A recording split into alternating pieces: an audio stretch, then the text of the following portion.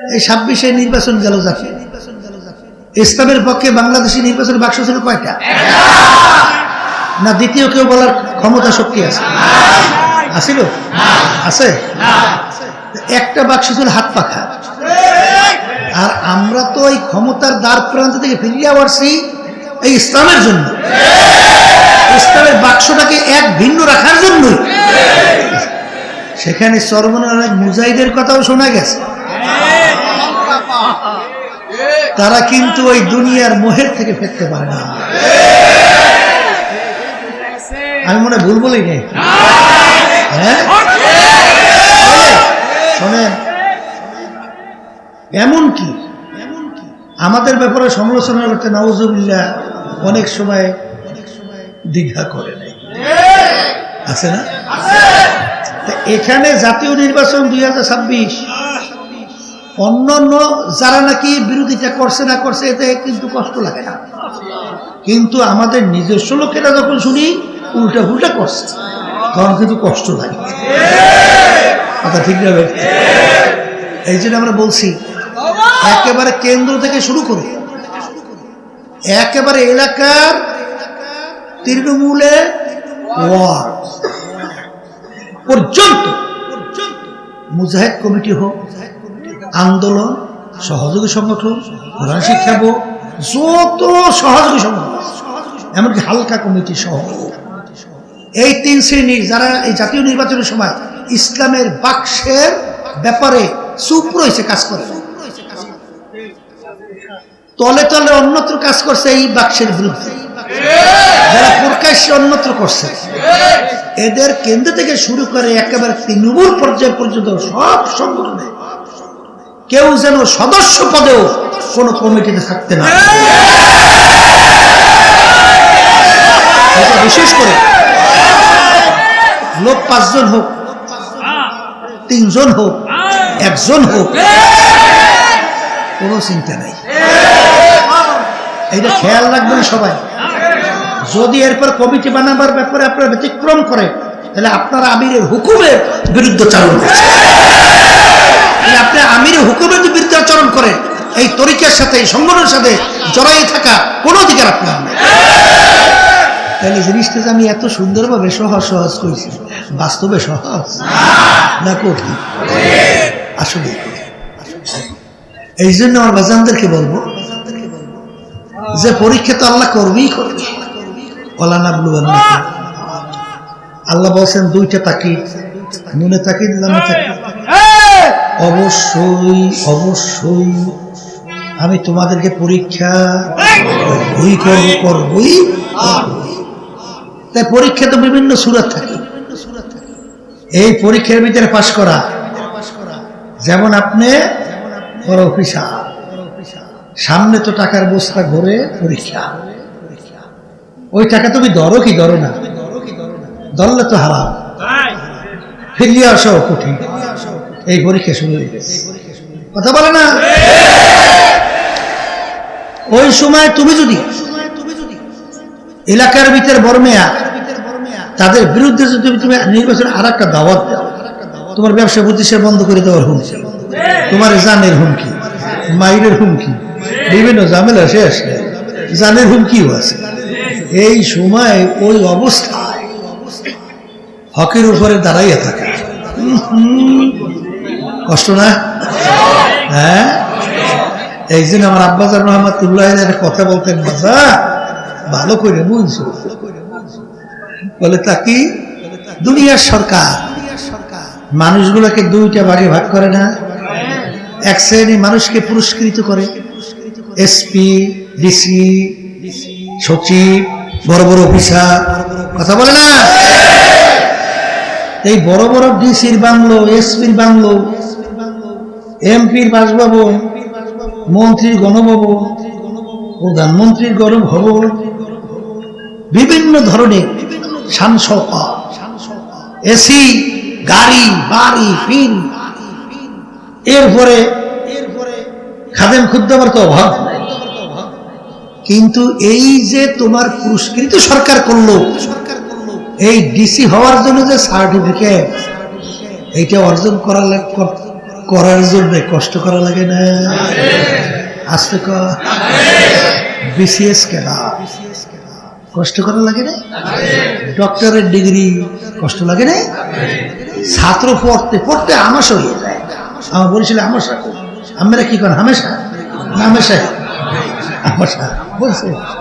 ওর কোনো নিয়ন্ত্রণ নাই, যে কোনো মুহূর্তেই পাবে একটা কামড়, দৌড় বাথরুমে পানি দিয়া, বুঝছেন? এই যে আমাশা, অনেক সময় ঠিক মতো রাতে ঘুমাইতেও পারে না। অনেক সময় ওই পড়তে যাই হলের ভিতরে ডাইল খাইতে খাইতে আমাশা হয়ে গেছে। এই কষ্ট করতে করতে করতে করতে করতে করতে এরপরে ওই সার্টিফিকেট পাইয়া পুরস্কার অর্জন করছে, ঠিক কিনা?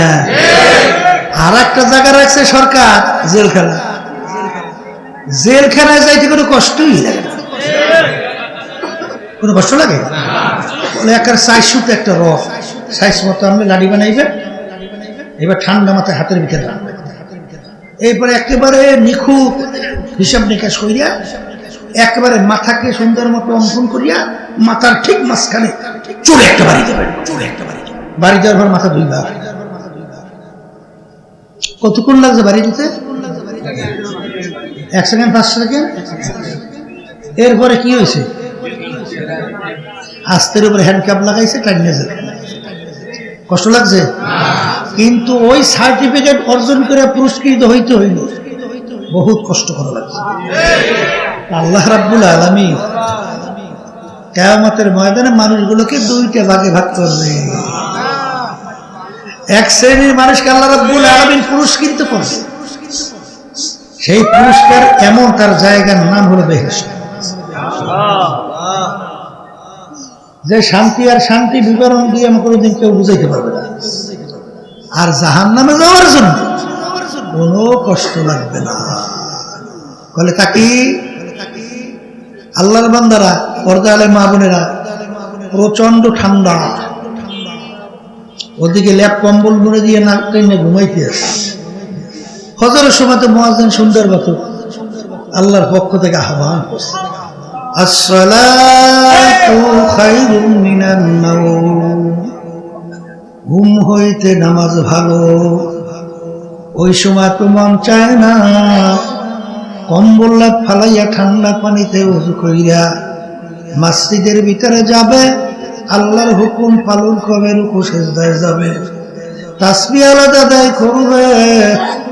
ওই সময় ল্যাপ কম্বল ফালাইয়া আরাম বিছানা ছাইরা আল্লাহর হুকুম মাইনা পুরস্কৃত বেহেশতে যাওয়া কষ্ট না আরাম? কথা বলে না? রমজান মাসের ভিতরে গরমের দিন আল্লাহ তো হুকুম করছেন, কুতিবা আলাইকুমুস সিয়াম কামা কুতিবা আলাল্লাযীনা মিন ক্বাবলিকুম লাআল্লাকুম তাত্তাকুন। তোমাদের উপর আমি রমজান মাসে রোজা ফরজ ঘোষণা করলাম। গরমের দিন আপনি কাজ করেন, মাগরিবের আগে আগে অনেক সময় গলা শুকাইয়া, কলিজা শুকাইয়া পানির জন্য অস্থির। অনেক সময় পানি দেখলে মনে হয় যেন এক পুকুরের পানি পান করলো, মনে হয় তৃষ্ণা মিটবে না। কষ্ট না আরাম?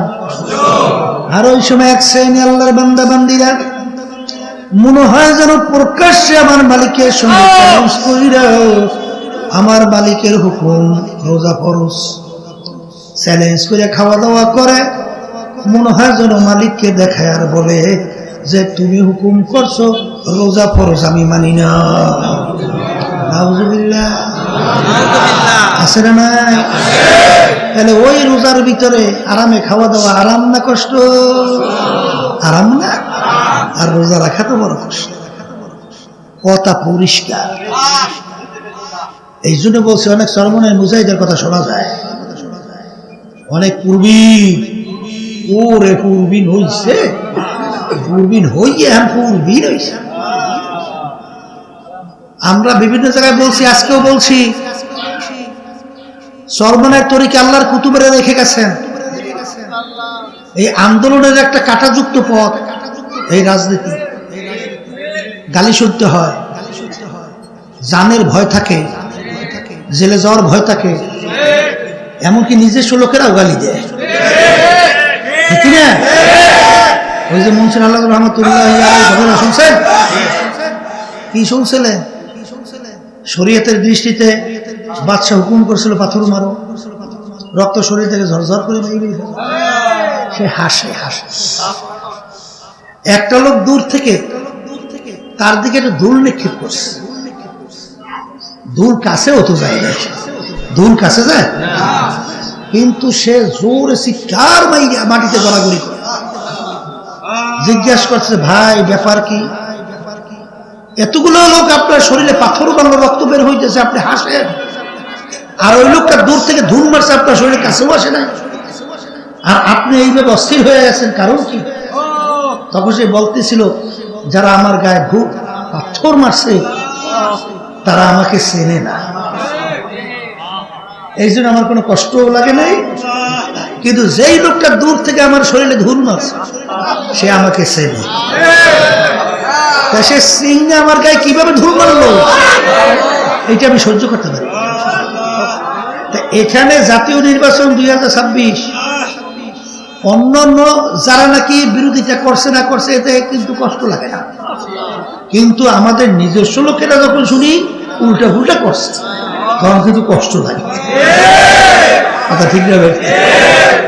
এই জন্য আমরা বলছি একেবারে কেন্দ্র থেকে শুরু করে একেবারে এলাকার তৃণমূলে ওয়ার্ড পর্যন্ত মুজাহিদ কমিটি হোক, আন্দোলন, সহযোগী সংগঠন, কোরআন শিক্ষা বোর্ড, যত সহযোগী সংগঠন, এমনকি হালকা কমিটি সহ এই 3 শ্রেণীর যারা এই জাতীয় নির্বাচনের সময় ইসলামের বাক্সের ব্যাপারে চুপ রয়েছে, কাজ করে,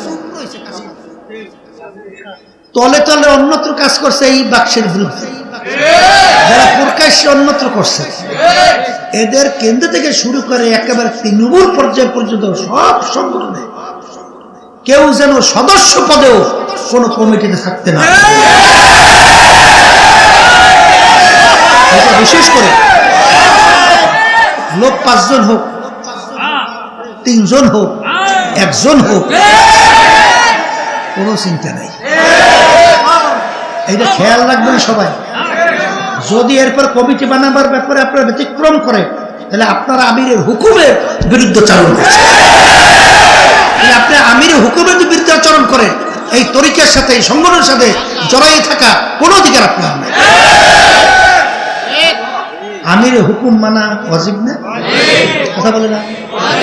তাহলে সেখানে পরিষ্কার কথা, আপনাকে কেউ বাঁধে রাখছে? কেউ জোর করছে? আপনার যেদিকে ভালো লাগছে, আমাদের কথা আপনারা শোনেন নাই, আপনি সেদিকে হাঁটেন, কিন্তু আপনি লেবেল লাগাই ক্ষতি করেন কেন? ব্যাপার কি? আল্লাহর কুতুবদের এই রুহানি বদদোয়া, এই হক তরিকা, এইটা নিয়েন না, তাহলে কিন্তু খাসরাত দুনিয়া ওয়াল আখিরাত, দুনিয়াতে অপমানিত হবেন, লাঞ্ছিত হবেন, ধ্বংসপ্রাপ্ত হবেন, আখিরাতে ধ্বংসপ্রাপ্ত হইয়া উঠবেন। তাই যাদের কলব ভালো, আল্লাহর ফজলে হুঁশ থাকতে মিথ্যা বলতে পারবে না, যাদের কলব ভালো, দুনিয়ার যত সম্পদ, যত টাকা, যত গাড়ি বাড়ি, যত লোভনীয় অপার দেখ না কেন, আল্লাহর ফজল ও করমে তাদেরকে ঈমান থেকে টালাতে পারবে না। যাদের কলব ভালো হয়ে যাবে, অযথা অন্য কোন একটা পিপিলি কেউ কষ্ট দিতে পারবে না। কথা বলে না? এই কলব ভালো করার জন্য বাজানে এই তরিকার যে 5 ঔষধ আল্লাহর কুতুবের আপনার আমার জন্য রেখে গেছেন। মন চায় না আজকে একজনে বলে, হুজুর গুনাহ করতে আমার খুব মজা লাগে। তো গুনাহ তো মজা লাগবেই, আসতে বলে গুনাহ তো মজা লাগবেই, তাইলে আপনি জিহাদটা করবে, রজান আমিন জিহাদিল আসগর ইলা জিহাদিল আকবার। আল্লাহর হাবিব সাল্লাল্লাহু আলাইহি ওয়াসাল্লাম বলেন, হে আমার সাহাবারা, ছোট যুদ্ধের থেকে বড় যুদ্ধের দিকে রওনা করলাম। সাহাবায়ে কেরাম বলে, আল্লাহর রাসূল, এর চেয়ে আবার বড় যুদ্ধ কোনটা? আল্লাহ হাবিব সাল্লাল্লাহু আলাইহি ওয়াসাল্লাম বলেন, নফসের সঙ্গে জিহাদ করে এসে বড় যুদ্ধ। তাহলে বোঝা লাগবে নফসের সঙ্গে জিহাদ করা কিন্তু অত সহজ না। কিন্তু যেই আল্লাহর বান্দা বান্দি পুরাপুরি ইয়াকিনকে নির্ভেজাল কইরা যদি আল্লাহর হুকুম পালনের জন্য, আল্লাহর হাবিবের তরিকা অনুযায়ী চলার জন্য যদি রাস্তায় নামতে পারে, আমার মালিক ওয়াদা করছেন, আল্লাযীনা জাহাদু ফীনা লানাহদিয়ান্নাহুম সুবুলানা ওয়া ইন্নাল্লাহা লামাআল মুহসিনিন। আল্লাহ রাব্বুল আলামিন বলে, বান্দা বান্দি তোমাদের ভয় চিন্তা নাই, তোমরা যদি আমাকে রাজি খুশির উদ্দেশ্যে আমার হুকুম পালনের জন্য, আমার হাবিবের তরিকা অনুযায়ী চলার জন্য যদি তোমরা পুরাপুরি ভাবে নিয়াত কইরা নামতে পারো রাস্তায়, যত বিপদ মুসিবত আসুক না কেন, আমার আল্লাহ বলেন ওই রাস্তায় চলার জন্য আমি তোমাদের জন্য বহু রাস্তা খুইলা দেব।